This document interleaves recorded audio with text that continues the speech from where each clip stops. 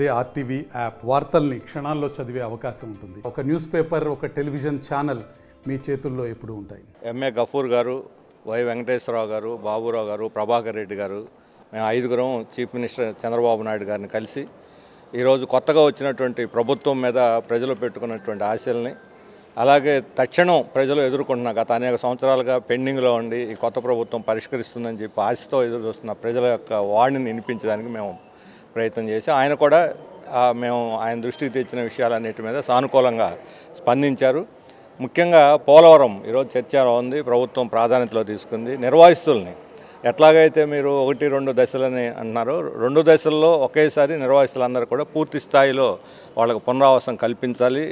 అప్డేట్గా పాత పరిహారం కాకుండా 18 సంవత్సరాలు నిన్న వాళ్ళందరూ కూడా తక్షణం వాళ్ళకి పరిహారం ఇవ్వాలని, అలాగే 18 సంవత్సరాల యూత్ చదువుకున్నటువంటి యూత్కి అక్కడ జీవో నెంబర్ 3 చంద్రబాబు నాయుడు గారికి గుర్తు చేసి ఆయన కూడా అంగీకరించారు.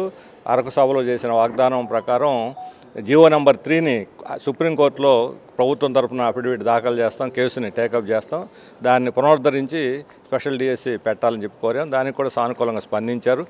అలాగే చిన్న చిన్న ఉద్యోగుల్ని, ట్రేడ్ యూనియన్లు ఇటలో ఉద్యమాల్లో పాల్గొన్నటువంటి వాళ్ళు అనేక మంది మీద గతంలో కేసులు పెట్టారు. ఇప్పుడు ఈరోజు జరిగిన దాంట్లో కూడా ఇవన్నీ ప్రస్తావనకు వచ్చాయి. ఆ కేసులు వాళ్ళందరం ఉద్యమకారుల మీద ఎత్తేయాలని కోరాము. అలాగే చిరుద్యోగుల్ని, అంగన్వాడీ లేకపోతే ఆశాలు, మిడ్ డే మీలు, లేకపోతే విఏఓలు, ఇటువంటి ఓళ్ళల్లో ఉండి చిన్న చిన్న ఉద్యోగాలు చేసుకున్న వాళ్ళంతా కూడా బలహీన వర్గాలు, పేదవాళ్ళు. వాళ్ళని తీసేసి ఈ రాజకీయ కక్ష సాధింపుల్లో ఒకరిని తీసి ఇంకోని పెట్టి ఇటువంటి కొంత వేధింపులు, తొలగింపులు జరుగుతున్నాయని చెప్పి ఆయన దృష్టి తీసుకొస్తే అటువంటి ఏమి జరగకుండా వాళ్ళందరికీ కూడా మేము ఉద్యోగ భద్రత కల్పిస్తాం, కక్ష సాధింపులు ఉండవు మా ప్రభుత్వంలో అని చెప్పి ఆయన హామీ ఇచ్చారు.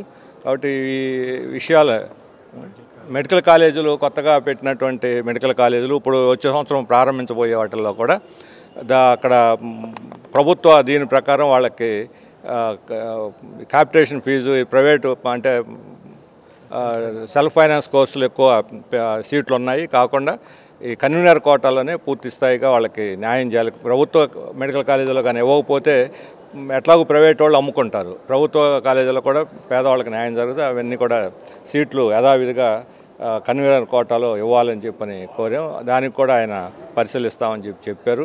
కాబట్టి ఎక్కువ సమస్యలు చాలా ఉన్నాయి. తక్షణం ఎదుర్కొనే సమస్యల్ని వారి దృష్టికి తెచ్చాం. వారు పరిష్కరిస్తాం, మాకు సమయం ఇవ్వండి అని చెప్పని అన్నారు.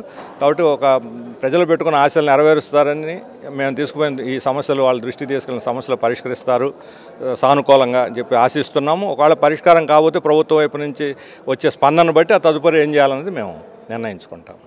మరిన్ని వీడియోస్ కోసం ఛానల్ ని సబ్స్క్రైబ్ చేయండి, లేటెస్ట్ అప్డేట్స్ కోసం వాట్సాప్ ఛానల్ ని ఫాలో చేయండి అండ్ లింక్ డిస్క్రిప్షన్ లో ఉంది.